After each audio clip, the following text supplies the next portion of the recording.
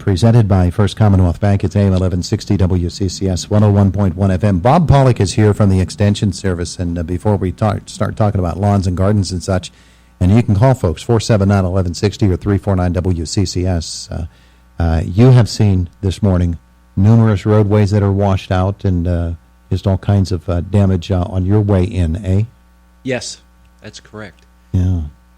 And a lot of it was, I think, started, with our previous rains that loosened things up, and then with the soil, the ground being so saturated to begin with, it just can't handle all this moisture that's coming down. But I didn't see any major washouts, but just continuation, wash and gravel and rock out on the road. Yeah, and I guess we should explain that. It's not that the roadway is washed away. It's not there. It's just that stones and dirt and mud and other debris has washed out onto the road surface. Yes.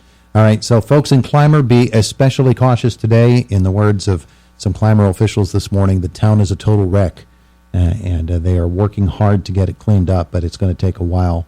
And as we heard from Josh, there continue to be problems here in Indianaboro. All right, let's get to your regular segment here, sir. And I guess the amount of rain that we got and how it affects our lawns and our gardens can be a good place to start. There are a lot of gardens probably underwater today.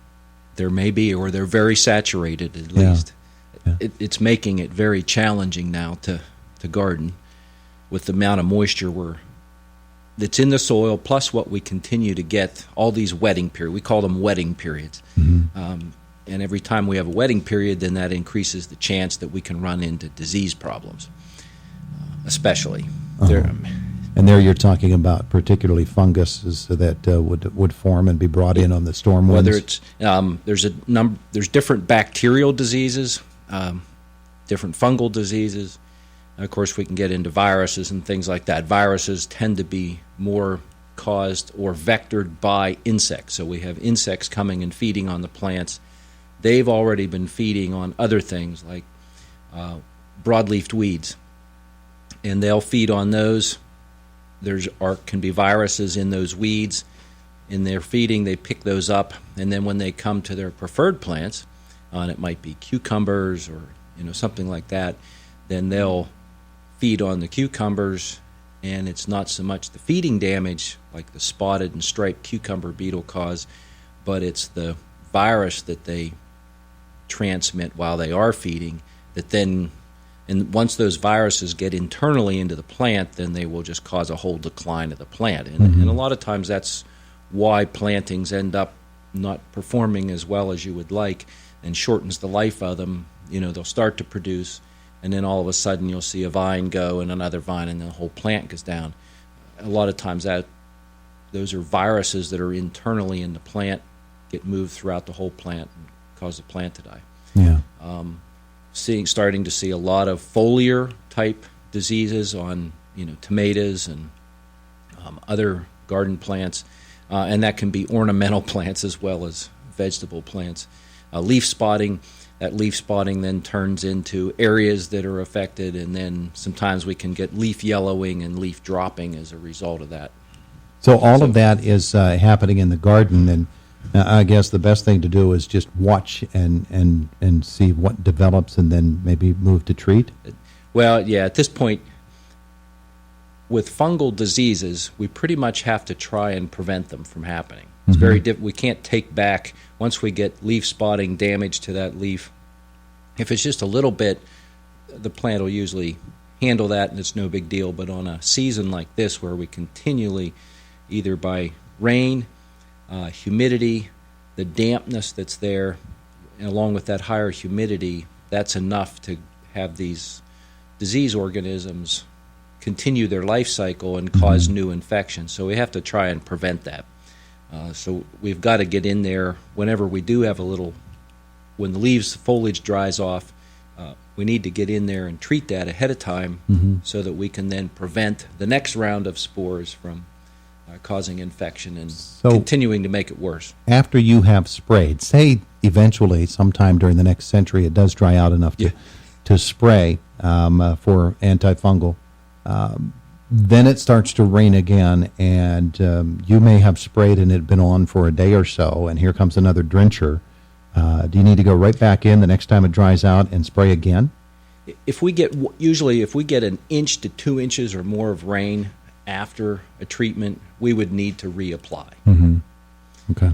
But if we just get light rains, a tenth and a quarter or half an inch, that'll continue to function as it's supposed to. And there's a lot of other things that will also break down whatever materials you apply, whether they're naturally based or synthetic materials, sunlight, moisture, all those things can, as well as other organisms, other fungi and bacteria that are naturally in the soil, also can start and break down these chemical structures and render them useless after a period of time also. After today, tomorrow and Sunday, forecast is for sunny skies, very, very nice. Monday, they've put a little bit of a blip in there for us with a 50% chance of rain. But then Tuesday, Wednesday, Thursday next week are all supposed to be sunny days as well. We're going to be so tempted to get out onto our lawns. We love our lawn tractors and everything. But now we've got really, really moist soil, and we need to be careful of how much mowing we do and how often we go over certain areas of ground because of soil compaction and ruts and those sorts of things. Yes. Yeah, depending on your situation and your actual site, that will dictate how soon you can get back in there. But anytime we have saturated soils, we want to be careful and try to minimize the number of trips or traffic across that, whether it be foot traffic or equipment traffic, to try to minimize the damage we do through compaction. The more trips we make over that when it's wet, the more compaction we will have. And then at some point, the plants will start to show that because their root systems are being confined because of the compaction. There's not enough oxygen and places between those soil particles.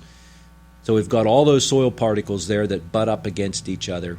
And in between all those little soil particles is that space. And that space is either occupied by air, water, or a combination of the two.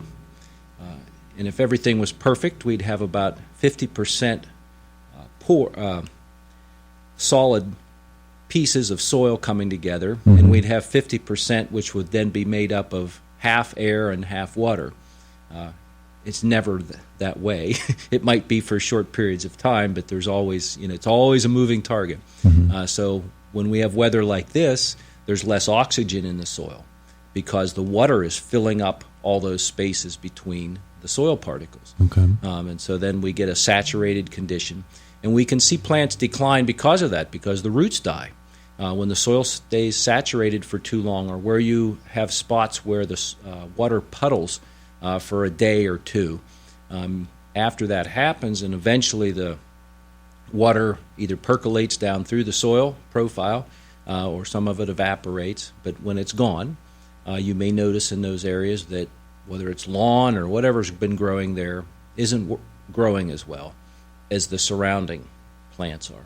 And that's probably because there was a lack of oxygen for too long, and so the roots, some of the roots started to die, and when the roots die, then they can't function, and they've got to pick up the water and the nutrients and the oxygen, and so then there's a decline there. And all of that is compounded by getting a heavy lawn tractor out there and running over it. Oh, well, we try. And sometimes this time of year we're mowing a lot less or hardly at all. Not this year. Not this year.